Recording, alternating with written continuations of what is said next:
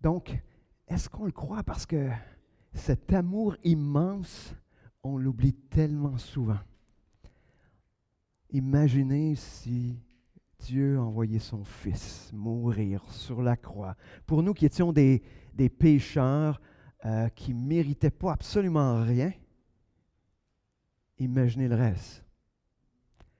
Si Dieu a offert son Fils afin de nous donner la vie, après ça, pourrait-il nous oublier? Après ça, pourrait-il faire comme si de rien n'était? Grâce infinie. Imaginez, une grâce qui est infinie. Ça veut dire, c'est un terme très simple, hein? Infini, ça veut dire sans fin. C'est-à-dire que sa grâce, on n'est jamais au bout de sa grâce. Sa grâce va toujours être suffisante. Il n'y aura jamais de trop grande chute de notre part. Il n'y aura jamais de trop grand péché pour ne pas pouvoir bénéficier de sa grâce. Sa grâce sera toujours suffisante pour celui qui veut se l'approprier par la foi.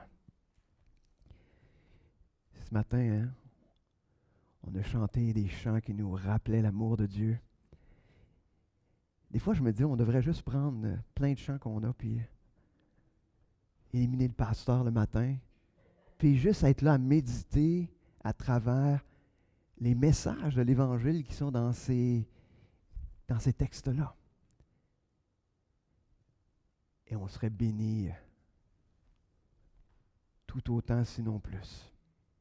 Imaginez. Donc, aujourd'hui, hein, je fais un petit switch. On revient sur la route 66. Imaginez, on achève l'Ancien Testament. Hein, et il nous en reste 2 après cette semaine. On va finir. Après ça, il va nous rester Zacharie et Malachie. Mais aujourd'hui, on est à Agé. J'étais content d'être rendu à ce livre-là parce que c'est un livre que j'ai étudié énormément. Mais le problème, c'est que après ça, tu choisis quoi? Hein, parce que ça fait des années que je l'ai étudié, parce que dans un de mes cours que j'ai fait, j'ai étudié, j'ai même fait un commentaire sur Agé. Tu sais, c'est un texte, un livre que j'ai beaucoup aimé. Mais le problème, c'est que après ça, tu choisis quoi? Il y a tellement de choses. Hein? On dit, hey, un petit livre, 2 chapitres. Mais je vous dirais, ce matin, j'avais à peu près 9 messages potentiels, malgré que c'est un petit livre. Mais ça a été intéressant. Alors, j'ai décidé d'éliminer toutes les autres. Je pensais que ça irait plus vite, tu sais, faire un message. Je dis, je le connais, ça va me prendre une couple de jours. Imaginez, là, j'ai eu 2 semaines, puis j'ai tiraillé dessus jusqu'à encore à la dernière minute. Ça fait que je me dis, Seigneur est bon. Donc, Agé, peut-être juste pour nous mettre un petit peu dans le... Agé, j'appelle ça, c'est un des prophètes de la reconstruction ou du retour d'exil. Agé se retrouve dans 2 autres, on pourrait dire, inclus dans 2 autres livres qu'on a déjà étudiés, hein? Esdras, Néhémie. Esdras avait été envoyé pour reconstruire le temple, hein, envoyé par le roi de Babylone pour reconstruire le temple. Et quand on arrive à Agé, lui, il arrive à une étape où hein, il y a eu beaucoup de moments difficiles dans la reconstruction, puis il arrive un moment où le peuple qui était de retour d'exil avait arrêté de faire la construction. Néhémie, lui, il vient plus tard, hein, il vient pour la reconstruction des murs. Le temple est là, les habitations sont là, mais il n'y a pas de protection autour. Fait que Néhémie, lui, arrive dans ce moment-là par après. Mais donc, ces 3 livres-là se retrouvent un peu à la même époque. Donc, peut-être juste pour nous remettre dedans. Et d'ailleurs, je vous encourage, quand vous lisez, de les lire ensemble. Tu sais, des fois, malheureusement, ils ne sont pas placés dans la Bible ensemble, mais je ne sais pas si vous avez déjà fait une lecture historique ou chronologique des Écritures. Et c'est intéressant, quand on va chronologiquement, des fois, on se promène, on trouve ça difficile, mais sauf qu'on a vraiment une vue d'ensemble de tous ces livres-là où ils sont tous placés, et c'est intéressant. En tout cas, je vous encourage à faire votre lecture de cette manière-là, parce que ça nous... on a l'impression, parce que sinon, quand on lit dans l'Ancien Testament, je dis, oui, on avance, on recule, on avance, on recule. Mais quand on met ça dans une manière chronologique, on fait, wow! Là, on comprend encore mieux. Donc, Pourquoi ils ne l'ont pas fait comme ça? Demandez-moi pas, j'en ai aucune idée. Mais probablement parce qu'ils ont été regroupés différemment. Et donc, non, je ne dirais pas, demandez-moi pas pourquoi, mais ils ont choisi de regrouper d'une manière différente les livres pour construire tout le canon au niveau de l'Ancien Testament. Donc, comme je vous disais, on est à une étape où le peuple a arrêté de reconstruire et Agé est envoyé par Dieu pour avertir le peuple, Parce que le peuple est devenu apathique. Et pourquoi tant d'importance sur la reconstruction du temple? Hein, on le voit depuis le début, le temple signifie, on le dit tellement de fois, la présence de Dieu. C'est la présence de Dieu. La présence de Dieu parmi son peuple. On pourrait dire, hein, c'est pour nous aujourd'hui, c'est la présence de Dieu dans nos vies, dans notre vie d'Église, c'est la présence de Dieu. Et donc, c'était d'une certaine manière en train de dire, quand on ne veut pas reconstruire, on n'a pas besoin de Dieu. On n'a pas besoin de sa présence. On n'a pas besoin qu'il soit là dans nos vies. On voit dans le livre d'Agé qu'à un moment donné, suite à cet appel à reconstruire, la construction va se faire en 5 ans. Ça va se finaliser, ça va aller super vite. Donc, on arrive à ce moment-là. Mais donc, avant d'aller plus loin dans le texte ce matin, vous allez voir, je n'irai pas bien loin dedans le livre, mais je pense que les premiers versets nous mettent tout le contexte de toute cette histoire-là. Donc, prions. Seigneur Dieu, ce matin, viens nous conduire, viens ouvrir notre intelligence, viens parler à nos cœurs ce matin. On veut vraiment te découvrir. Et Seigneur, un peu comme on le voit dans ce livre-là, tu appelles le peuple à ta présence, à s'approcher de toi, à te faire de l'espace dans leur vie. Et Seigneur, ce matin, on veut que tu viennes faire la même chose dans nos vies, que tu viennes nous interpeller, chacun d'entre nous, Seigneur, afin que tu prennes toute la place qui te revient à toi seul. Seigneur, conduis-nous et Seigneur, parle à nos cœurs. Ne nous laisse pas quitter ce lieu ce matin sans t'avoir rencontré d'une manière toute particulière. Merci Seigneur pour ce que tu vas faire ce matin. Amen. Donc, vous allez voir dans le texte qu'on va regarder ce matin, c'est qu'on voit que le peuple a abandonné la construction du temple pour se tourner vers eux-mêmes, pour considérer leurs propres intérêts. Ça nous ressemble tellement pas. Hein, vous ne trouvez pas? On n'est tellement pas comme ça. Mais on a besoin de voir des gens qui sont comme ça pour nous avertir quand même de ne pas être comme ça. Hein, mais en même temps, je trouvais tellement que le focus des fois dans nos vies où on est là, Dieu, il y a la place par moment dans nos vies. Des fois, ça peut être quand on vient le dimanche, des fois, ça peut être dans certains moments de notre journée. Mais en d'autres moments, on est plus en train de construire autre chose que de construire la présence de Dieu.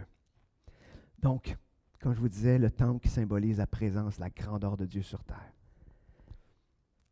Et en même temps, le temple, hein, ça nous montre toute cette nécessité de glorifier Dieu pour ce qu'il est, de remettre toute la gloire. Ça amène aussi tout l'aspect de la sainteté.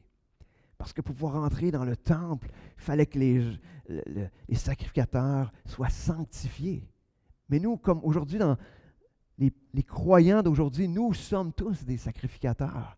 Donc, tous appelés à être saints pour entrer dans la présence de Dieu. Et c'est ce qu'il faut se rappeler. Donc, ce matin, on va tourner au début du livre dans Agé, chapitre 1.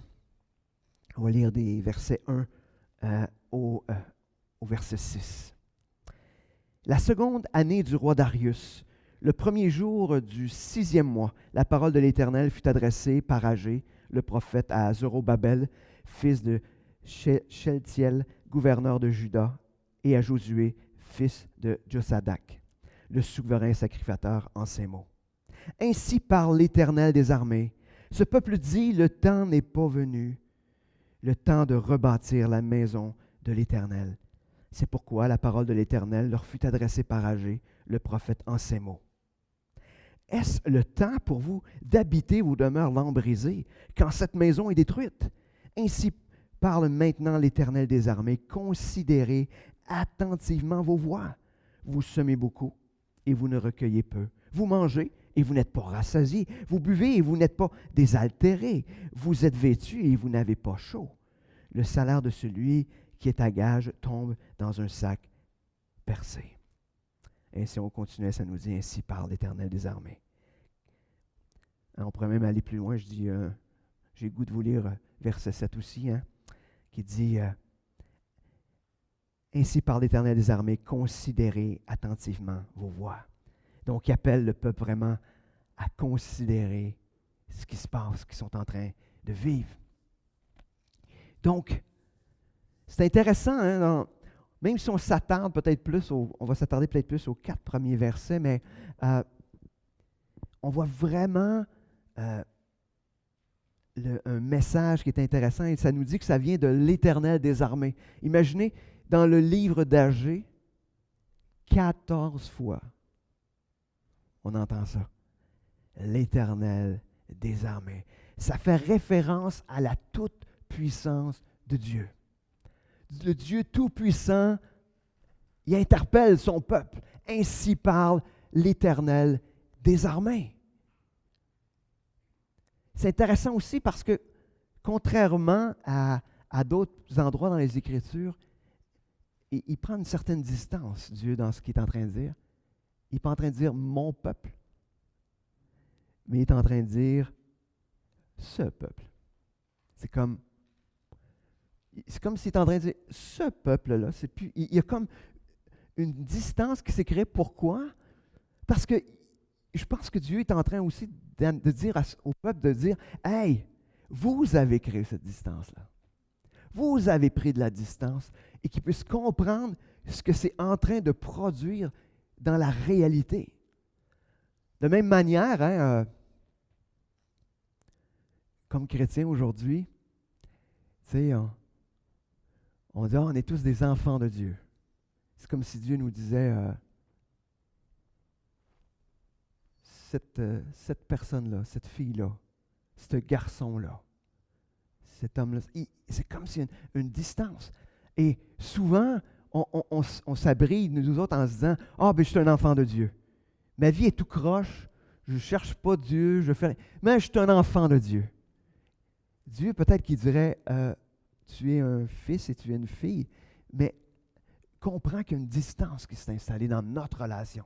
Ça ne veut pas dire qu'on n'est plus un enfant et que Dieu nous rejette, mais on a besoin des fois de se faire interpeller en disant, « Oh, OK, est-ce qu'il y a cette distance-là? » Pas juste une distance dans les airs, mais des fois, on a besoin de se faire rappeler cela. Imaginez, ça fait 16 ans, quand on regarde, ça fait 16 ans qu'ils ont arrêté de bâtir. Imaginez, au milieu de Jérusalem, il y a un solage. C'est chic, là. Il y a un solage. Voici la maison de Dieu. Hein? Imaginez, là, tu sais. On arriverait et on dirait, on arrive ici, il y a juste le solage. Mais ici, il n'y a pas de solage, mais on serait sur la slab de ciment, là. Puis on dirait, voici le bâtiment de l'église de Saint-Liboire. Voici. Au milieu, là, tout est comme il est là, mais ici, c'est juste, ils sont là, tout arrêté. Il faut comprendre que le fait d'arrêter de bâtir, c'était une faute grave. C'est une faute grave parce que, c'était en train de dire, ça ne nous dérange pas que Dieu ne soit pas présent au milieu de nous. Ça ne nous dérange pas. Ça ne nous dérange pas. Imaginez, là, tous les jours de ta vie, tu passes à côté d'un solage pendant 16 ans. Puis ça ne te dérange pas. Mais ce n'est pas juste un solage, c'est la présence de Dieu. Ça signifie la présence de Dieu. C'est-à-dire qu'on est là, Dieu n'est pas présent, puis ça ne nous dérange pas. Imaginez. On voit au départ qu'il ne s'adresse pas juste aux leaders, il s'adresse au peuple. le peuple qui avait été envoyé, on dit le reste, donc ce n'est pas tout le monde, c'est ceux qui étaient revenus d'exil. Ceux qui sont revenus d'exil de Babylone sont revenus en trois phases, 3 vagues. On est probablement dans la première vague de ce retour d'exil. Mais si on va dans Esdras, au chapitre 3, verset 7, on peut voir qu'il avait été envoyé pour rebâtir. On trouve ça ça nous dit, on donna de l'argent aux tailleurs de pierre et aux charpentiers et des vivres, des boissons et de l'huile aux Sidoniens et aux Tyriens, pour qu'ils emmenassent par mer jusqu'à Japhos des bois de cèdre du Liban, suivant l'autorisation qu'on avait eue de Cyrus, roi de Perse. Donc, ils ont non seulement été envoyés avec un mandat de rebâtir, mais Dieu avait mis à cœur au roi Cyrus de l'époque d'envoyer le peuple pour rebâtir la maison de Dieu. Imaginez, Dieu avait œuvré dans un inconverti à le roi de Babylone. C'est pas c'était vraiment quand même quelque chose. Mais il avait œuvré dans son cœur en disant, faut que tu ailles le rebâtir, envoie les gens pour qu'ils puissent rebâtir le temple. C'est important, un temple qui est à l'image de Dieu. Mais il n'a pas juste dit, allez rebâtir, il a tout envoyé les matériaux pour rebâtir. Là, ce n'est pas juste, on a un solage, parce qu'on n'a pas ce qu'il faut pour bâtir. Non. On a un solage, mais on a tout ce qu'il faut. Tout est là. C'est juste qu'ils ont arrêté de bâtir. Mais on va voir que le matériel n'était plus là non plus, parce qu'il avait décidé de l'utiliser à d'autres fins. Mais on va voir ça un petit peu plus loin. Puis au verset 4, Dieu, par son prophète, il lance un défi à son peuple. Puis c'est un défi qui nous est lancé encore aujourd'hui. Et tout ça est basé sur un choix. Et on va voir les étapes de ce choix-là. Qu'est-ce qui s'est produit pour que le peuple en arrive à faire un mauvais choix? Et des fois, c'est peut-être des étapes qui se retrouvent dans nos propres vies aussi. Donc, première chose, il y avait, comme je disais, une demande claire. Une demande claire, Cyrus avait envoyé, comme je disais, les Juifs à Jérusalem avec un mandat clair de rebâtir le temple de Dieu dans la ville afin que Dieu puisse être adoré. Comme je vous dis, non seulement il y avait un mandat clair, mais il y a aussi équipé pour faire ce qui est à faire. Et ça me fait réfléchir que des fois, dans nos vies aussi, on a reçu un mandat clair de rebâtir un temple. Saviez-vous ça? On est tous des bâtisseurs de temples, imaginez. Saviez-vous ça? Comment est-ce qu'on est, nous aussi, comme le peuple qui était revenu d'exil, assis à regarder le solage? Je ne sais pas. Hein? Le désir de Dieu, c'est que les adorateurs se multiplient. Que les adorateurs de Dieu se multiplient. C'est ce qui est en son cœur. Et souvent, le problème, c'est que quand on arrive dans cette vie, nous avons l'impression d'être le principal acteur de notre vie. On a l'impression que cette vie terrestre, c'est un film à propos de nous. Quand dans les faits, je vais être plate là, mais nous ne sommes que des figurants. Imaginez, hein? On était figurants dans un film. Imaginez, vous êtes figurant dans un film. Et là, on vous voit le derrière de la tête pendant 2/5 de seconde. OK? Et là, vous invitez toute votre famille au cinéma. Venez voir un film à propos de moi. Vos amis vont venir, votre famille va venir, ils vont dire « Ah oui. » Et d'ailleurs, ça prend vraiment, il faut le savoir. Vous autres, vous savez le timing, tu sais, à la place précise. Tu sais. Mais les gens autour vont dire « De quoi tu parles? Ça ne parle pas de toi pantoute, ce film-là. » Mais imaginez dans l'histoire de Dieu, nous sommes un peu comme ce figurant qui est 2/5 de seconde et qu'on voit le derrière de la tête. Puis je ne suis pas en train de diminuer ce que Dieu demande pour nous. Mais l'histoire de Dieu, elle a commencé bien avant nous. Puis elle risque de se terminer pas mal après nous. Sur Terre, on ne sait pas. On espère tous être enlevés. On espère être dans la dernière tranche du film. Mais il y en a pas mal plus long. Et le film est toujours à propos de Dieu. Et la grâce que Dieu nous fait, c'est qu'il nous appelle à être des figurants actifs. Pendant le temps qu'il nous confie sur terre, il nous appelle à être des figurants actifs. Et le rôle qu'il nous a donné, tu sais, des fois on est là, je ne sais pas ce que j'ai à faire, c'est quoi mon mandat? Dieu, qu'est-ce que tu veux que je fasse sur terre? Matthieu 28, 19. Allez, faites de toutes les nations des disciples. Disciplez toutes les nations, ou faites-en des disciples de toutes les nations, les baptisant au nom du Père, du Fils, du Saint-Esprit. Enseignez-leur à observer tout ce que je vous ai prescrit. Voici, je suis avec vous tous les jours jusqu'à la fin du monde. Pink! Fini. Qu'est-ce qu'on a à faire? Quel est notre mandat? Voici. Et ça, il va s'articuler de différentes manières selon ce qui vous êtes, selon où ce que vous êtes, selon les talents, les dons que Dieu vous a donnés. Dieu va vous utiliser. Mais le mandat, il est comme ça. Pourquoi que Dieu veut ça?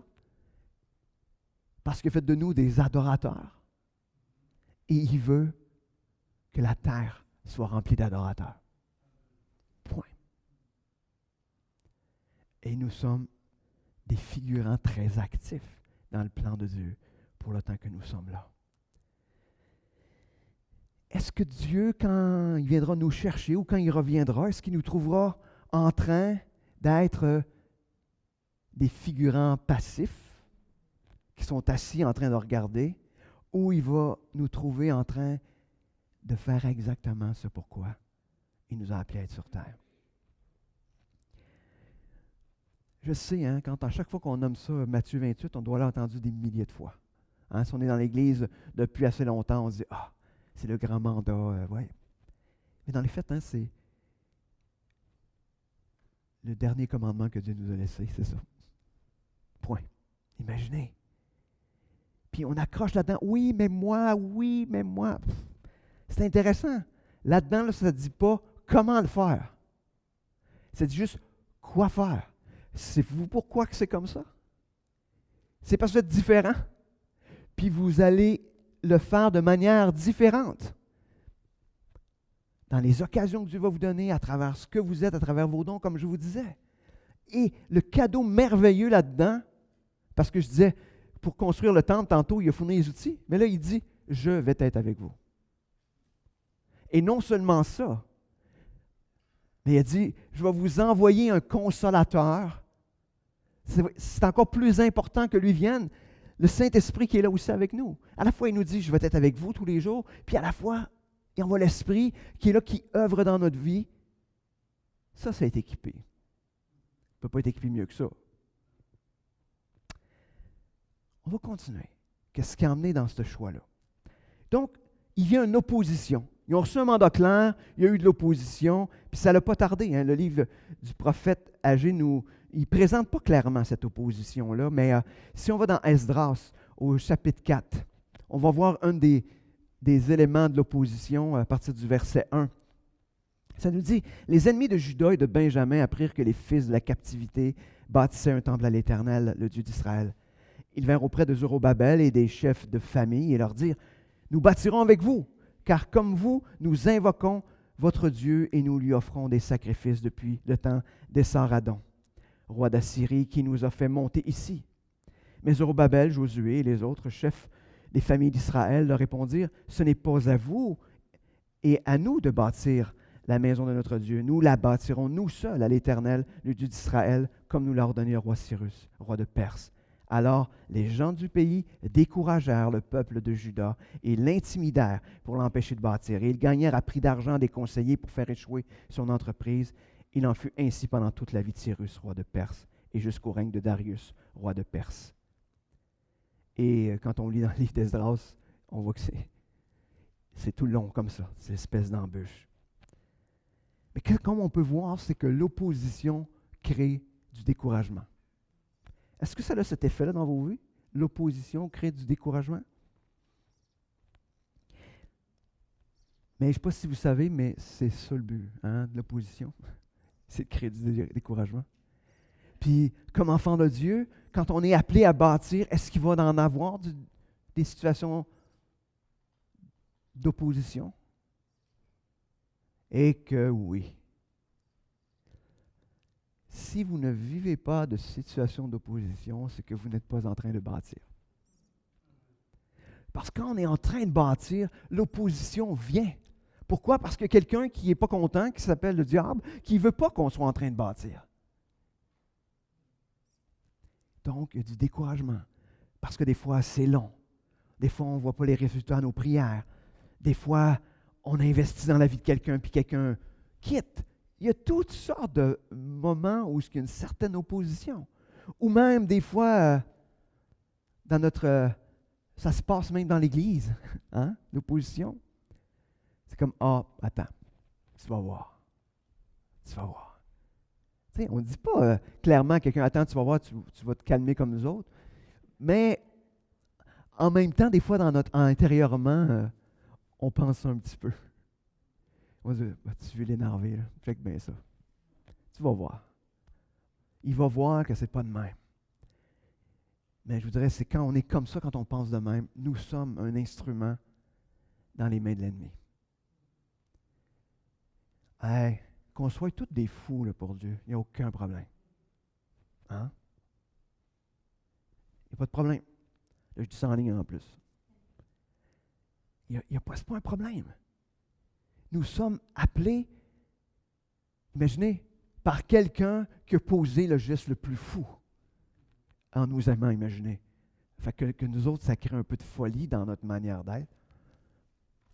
Puis, ne vous laissez pas asseoir, ne vous laissez pas éteindre.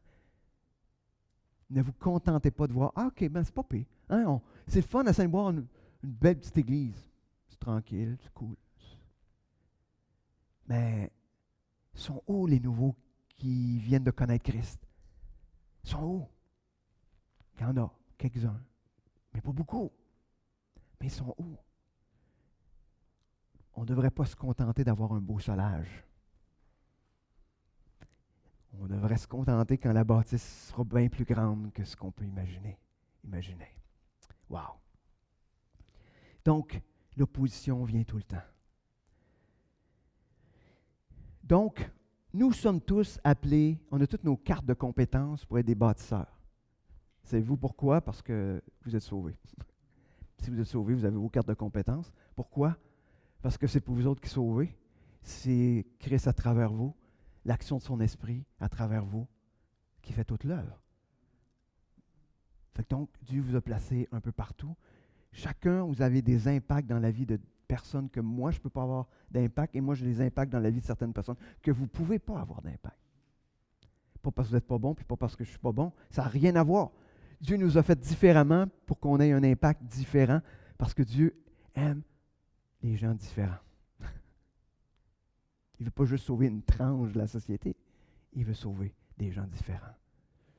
Donc, nous sommes là, et n'oublions pas que quand il y a de l'opposition, c'est probablement le signe que nous sommes exactement en train de faire ce qu'on doit faire comme mandat. Mais ne nous laissons pas décourager. Souvent, le découragement, et moi, ça m'arrive moi en premier. On se laisse décourager, puis on fait comme, est-ce que je vais le faire à ce prix-là? À ce prix-là. Donc, ne perdons pas de vue ce matin qu'il y a un combat. On voit Néhémie, il était la lance d'un bord, la truelle de l'autre, c'était comme, on est prête, là, c'est comme, il quittait même pas le linge, là, il devait avoir de fenêtre de construire, là, peut-être, là. Mais, non, mais écoutez, il était conscient de ce combat-là dans la reconstruction.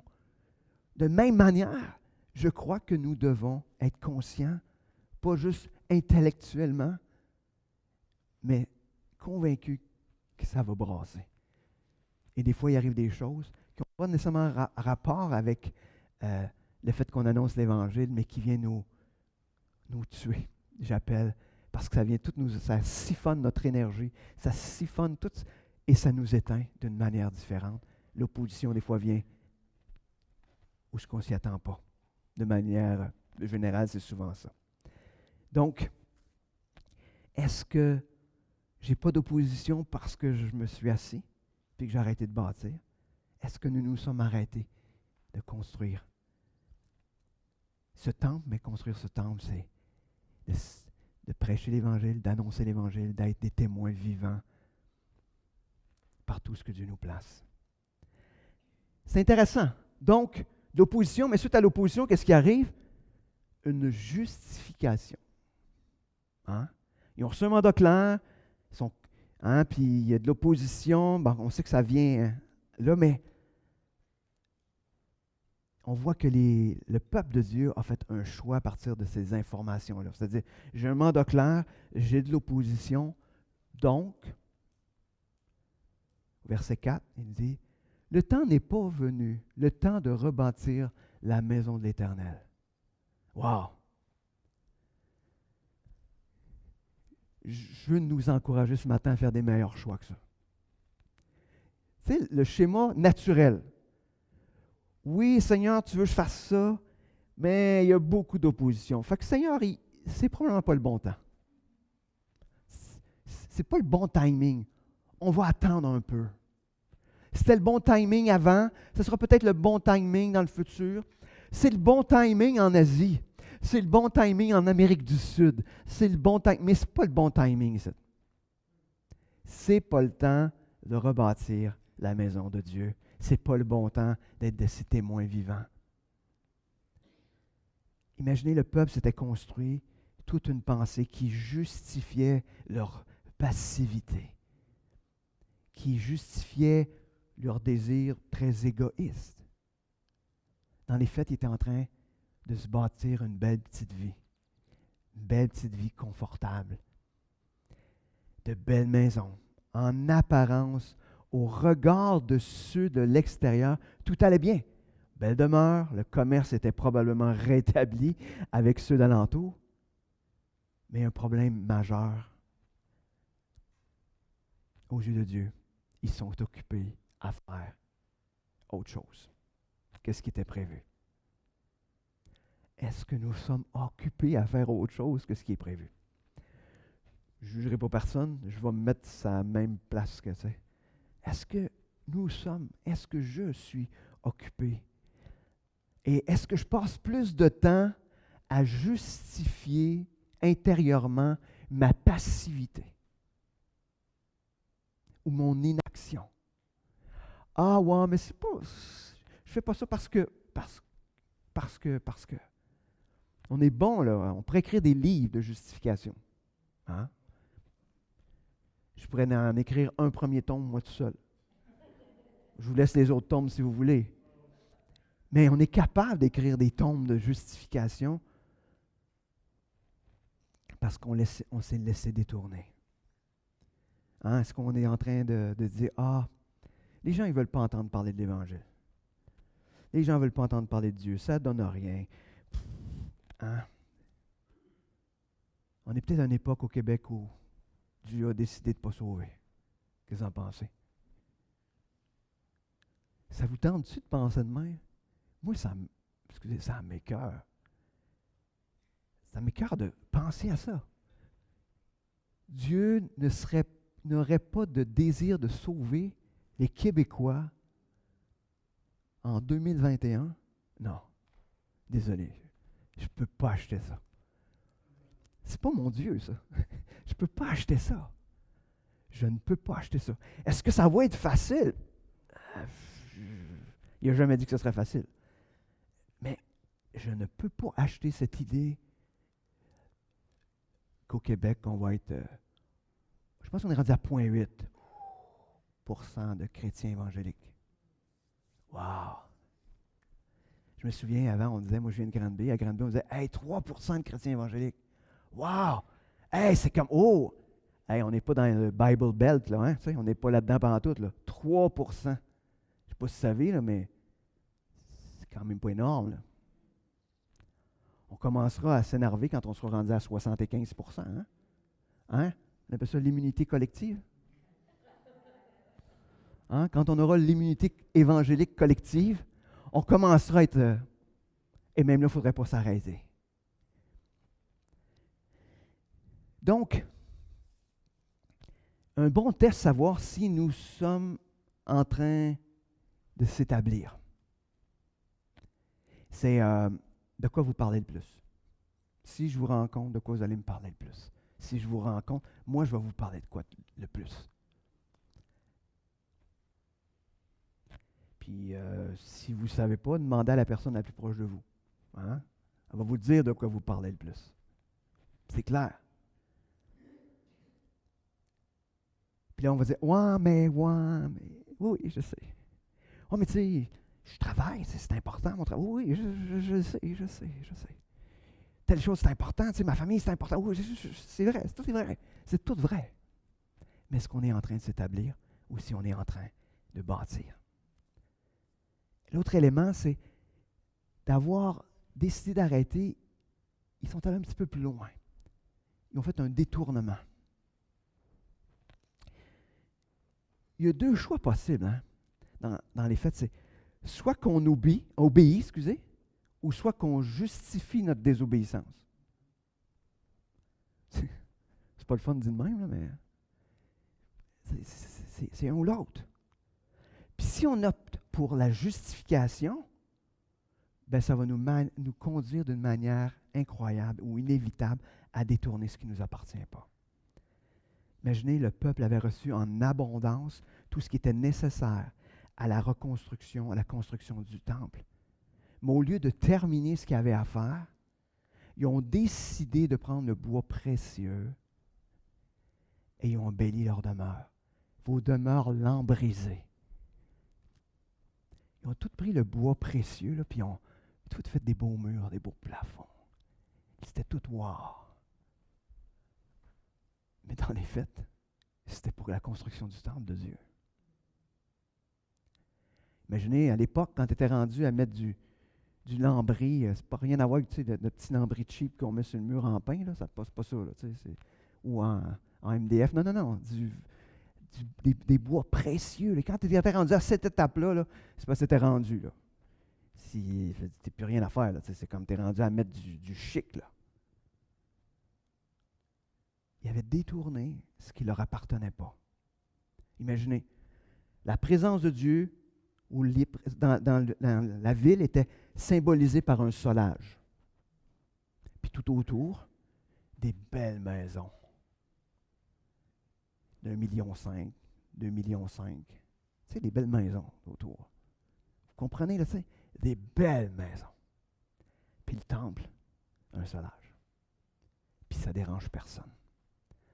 Ils ont détourné ce qui appartenait à Dieu. Imaginez que quand on n'est pas en train d'accomplir le plan que Dieu nous demande de faire, nous sommes en train de détourner ce qu'il nous a donné.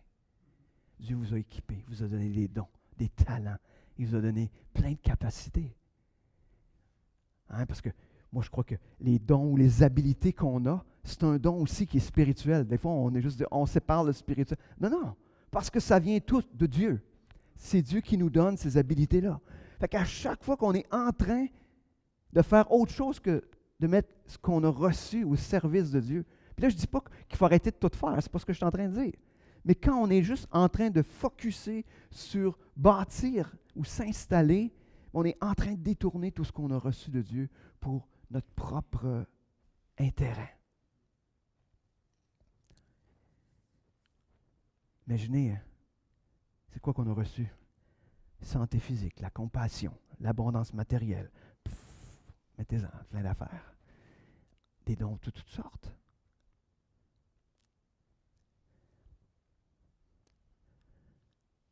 Croyez-vous, par exemple, que je pourrais faire des conférences non chrétiennes? Croyez-vous que je pourrais faire ça? C'est sûr. J'en faisais avant. Fait que je peux le faire. Mais si je fais ça, là, ou à chaque fois que ça me tenterait de le faire, à chaque fois, je suis en train de me dire, je suis en train de détourner quelque chose qui ne m'appartient pas. Parce que moi, je me souviens que quand j'étais jeune, d'être en avant comme ça, là, j'aurais tiré mon chandail ou ma chemise jusqu'ici, puis j'aurais été rouge comme une tomate. Fait que ce que j'ai reçu, ça ne vient pas de moi. Ça, je suis convaincu de ça. Mais si je suis en train de l'utiliser, mais peu importe, des fois on dit, ouais, mais c'est mon travail. Oui, c'est correct. Mais est-ce que dans ton travail, tu es aussi en train d'être un témoin vivant de ce que Christ fait, de ta vie transformée? On peut faire n'importe quoi et être ce témoin vivant-là, partout. C'est pas un... Notre problème, c'est qu'on distingue ma vie personnelle, mon travail, ma famille, mes loisirs, puis ma vie spirituelle. Puis le jour qu'on fait ça, on est en train de passer à côté. Je veux juste vous dire que si vous êtes un enfant de Dieu, vous avez donné votre vie à Christ et c'est la vie de Christ en vous. Alors, tout ce que vous faites dans votre vie, c'est à Dieu. Alors, peu importe où ce que Dieu vous place, peu importe ce que vous faites, je ne dis pas de lâcher vos jobs, non, continuez à le faire. C'est pour ça que Dieu vous a placé là, afin que vous soyez des témoins. Partout ce qu'il vous a placé, justement, dire, hey, est-ce qu'on utilise ce que Dieu nous a donné pour être. Si vous êtes un patron, soyez le patron le meilleur témoignage. Soyez le meilleur patron pour avoir le meilleur témoignage de l'Évangile. Si vous êtes un petit travailleur, soyez le meilleur où ce que Dieu vous a placé afin d'avoir un témoignage vivant. Que les autres disent, soyez le plus honnête, le plus respectueux. Soyez le plus parce que vous avez la vie de Christ en vous. Peu importe où Dieu vous a placé, soyez à l'image de Christ. Et ça fera une différence. Et Dieu va emmener des situations où vous allez devoir ouvrir la bouche. Parce que dans un monde où la malhonnêteté ou de penser à soi est en valeur, quelqu'un qui ne fait pas ça, inévitablement sera questionné. Est-ce qu'on ouvrira la bouche? Et c'est ce qu'on a à faire. Imaginez, 2 Corinthiens 9, 8 nous dit, « Et Dieu peut nous combler de toutes ses grâces, afin que possédant... » Là, il parlait de toutes ses grâces, il parlait en grande partie de l'aspect financier aussi.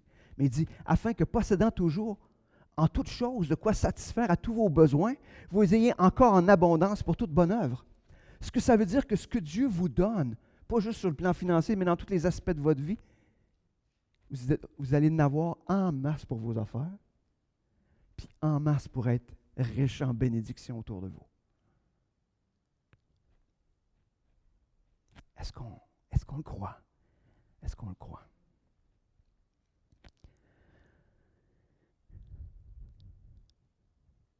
Donc,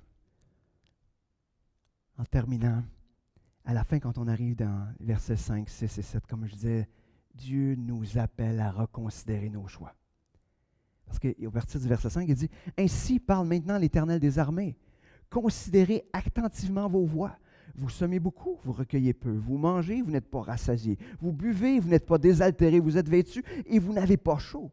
Le salaire de celui qui est à gage tombe dans un sac percé. » Il est en train de dire, « Vous m'avez mis à l'écart. Mais tout ce que vous faites, je ne sais pas si vous êtes en train de remarquer, mais ça ne donne pas grand-chose. Ça ne satisfait pas tant que ça. Hein? Finalement, tu mets beaucoup d'efforts pour ne pas être si satisfait que ça. Pourquoi? Parce que quand on essaie par nous-mêmes d'être heureux, de trouver le bonheur. Mon bonheur, c'est le travail. Mon bonheur, c'est peu importe. Si vous autres, vous connaissez vos histoires. Mais à chaque fois qu'on est là, puis qu'on met Dieu à l'écart, je ne dis pas que toutes ces affaires-là, il faut les rejeter.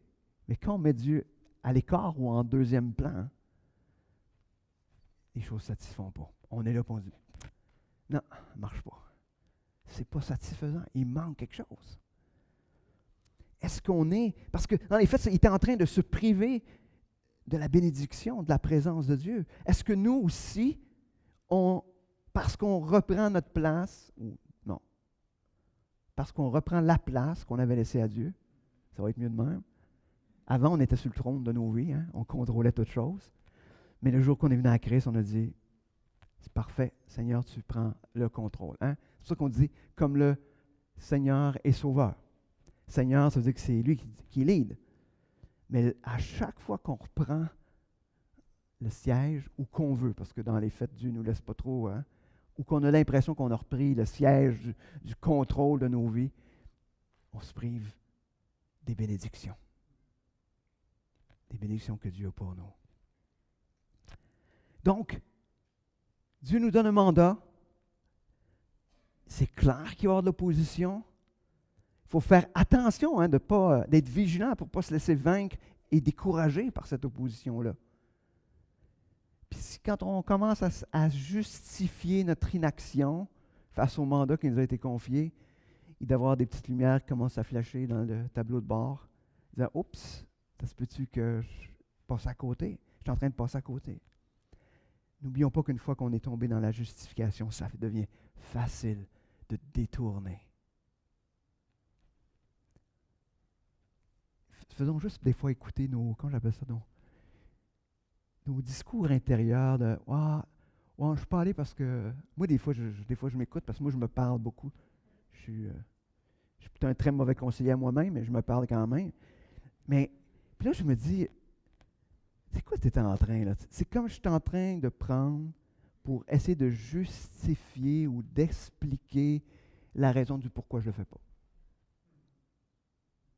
Moi, je suis bon là-dedans. Donc, je ne suis pas un bon exemple à suivre sur les discours. Mais à chaque fois, ce que je vois, c'est ça donne… Non. Dieu, tu me demandes de le faire, fais-le. Je vais le faire. Je vais le faire. Si Dieu, tu me demandes de le faire, c'est parce que tu as mis toutes les choses en place, puis c'est ce que tu désires que je fasse. Des fois, c'est des gens autour de moi qui sont obligés de me dire « Hey, Sylvain, tu… Ah oui, tu as raison. OK. » C'est pour ça qu'on a besoin des frères et des sœurs. Puis on a besoin de nos époux, nos épouses aussi, hein, puis qui nous disent « Ah, quand je pars dans mes discours, Carmen elle allume les lumières vite, elle me voit aller, là, elle sait d'avance, avant même que mon discours soit trop loin. Puis c'est correct. Dieu nous place avec les gens autour de nous pour nous emmener à mettre Dieu à la place qui doit être en premier. Donc, ce matin, si nous sommes écœurés, ça fait 2 fois que je le dis ce matin, de travailler en vain, c'est peut-être le temps de retourner à l'appel que Dieu nous a fait. C'est peut-être le temps d'arrêter de se bâtir notre univers. C'est peut-être le temps de retourner à l'histoire, qui est l'histoire de Dieu, qui devrait prendre toute la place. C'est peut-être le temps. Vers la fin du livre de Agé, au chapitre 2, verset 19, la fin du verset 19, ça nous dit « Mais dès ce jour, je répandrai ma bénédiction. » Au moment où nous retournons à ce mandat que Dieu nous appelle à faire, Dieu dit « Je vais répandre ma bénédiction. » Imaginez, c'est une histoire ce matin qu'on a vu qui s'est déroulée il y a 2500 ans. Mais en même temps, ça ressemble tellement à notre histoire.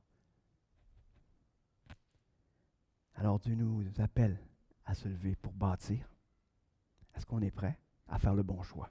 Ça nous appartient ce matin. Est-ce que nous allons faire le bon choix? Prions. Seigneur Dieu, ce matin, tu nous appelles à reconsidérer nos choix. Seigneur, tu nous as donné un mandat tellement clair. Seigneur, ce matin, on veut faire taire toutes les réflexions intérieures, toutes les justifications pour ne pas passer à l'action. C'est tellement facile.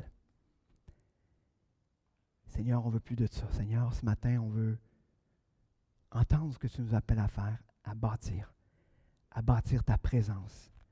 Seigneur, ce qu'on veut, c'est voir non seulement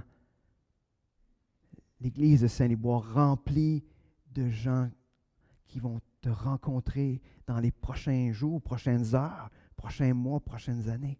Mais Seigneur, c'est le désir de notre cœur que non seulement nous, mais que le Québec et que bien au-delà, Seigneur, puisse être rempli d'adorateurs. Ah oui, Seigneur, interpelle-nous ce matin. Appelle-nous à revenir à toi, à cet appel si pressant. Merci, Seigneur, pour ta parole. Et Seigneur, conduis-nous. Amen. Donc, terminant, souhaiter une bonne semaine à tous ceux qui nous écoutent en ligne. Encore une invitation à cette rencontre de prière que je trouve de plus en plus importante. Puis je vous dirais, il y a tellement de mercredis que je me dis, ce soir, je ne me branche pas, je suis trop fatigué. Je dirais 1 sur 2. Puis à chaque fois, je me branche. Puis je dis, merci Seigneur. Merci Seigneur parce que tu parles, parce que tu m'encourages. Donc, si vous avez besoin d'être encouragé, c'est une bonne place. Donc, mercredi, vous avez toutes les infos pour vous brancher. Donc, sur ce, bonne semaine et on se revoit la semaine prochaine ou mercredi. Donc, bonne semaine.